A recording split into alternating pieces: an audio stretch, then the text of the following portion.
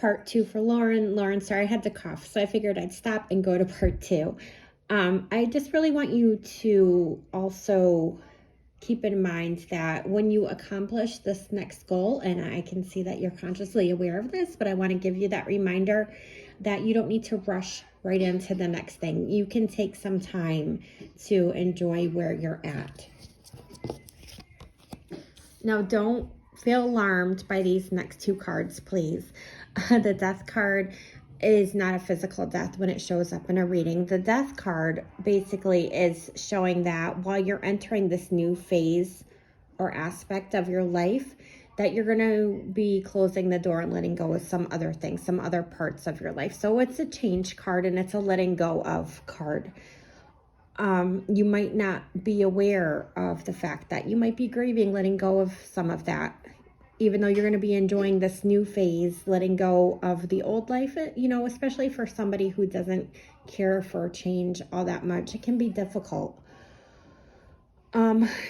This other part of that subconsciously, because 2 cards came up, I do feel like you have some of these perfectionist tendencies and you can be very hard on yourself and you might not even be aware. Also, hand in hand with that, I want you to be very mindful that you aren't appearing critical of other people and the choices they make and the lifestyle they choose to live. Not everybody is going to want the same things in life as you do, and not everybody is going to have the same standards in life as you have. So the reason that I say that I want you to be careful is because while they appreciate your efforts and your advice, you don't want to hurt their feelings and you don't want to lose their friendship or their support and that type of thing. Now this next card, this is the Magician card, and this is actually a wonderful card to have show up in your life. When the Magician card shows up, it really is talking about your ability to manifest things. And this is showing up in the position of the layout that's showing advice. So while you have the tools and resources to make your dreams come true at this point, Spirit just wants you to keep a clear vision of the reasons and the whys of why you want to have those things, and to make sure you don't give in and stop taking the steps needed and just be like, oh, they're happening. Good, they're happening. I don't have to do anything. No, there's still going to be work with it. You're going to have to still take those action steps to make things happen, to stay on track. But because you are so determined, you have a very strong force within you, I feel like you are absolutely going to be able to make anything you set your mind to happen at this point. Now, when it comes to people, I pulled this card, and usually these would be people like who are in your family or people you work with or people you're in a relationship with. But when it comes to this card in this position for you in this type of reading, I feel like this card is representing what's going on with the people involved with you buying the house. I do feel like they are going to say something unexpected. This is a Wheel of Fortune card and it's in reverse. So that kind of means that luck takes a turn on things. So I feel like what they have to say when they make that phone call to you or you receive that email and whatever communication, you might feel very helpless for a moment. Like there's nothing you could do to change a situation of what they say. But I want you at that exact moment to really step into your power and take authority, because what I feel like is that you absolutely have the power to change the outcome, and there are actions you can take to make this happen. What I want you to do is to take control, even if it means you might have to work with another lender.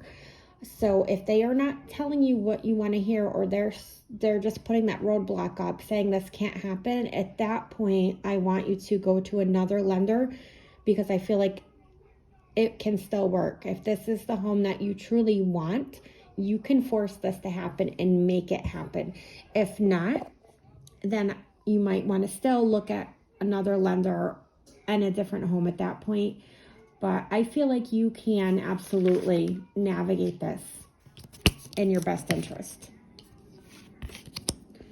Okay, again, a money card for you.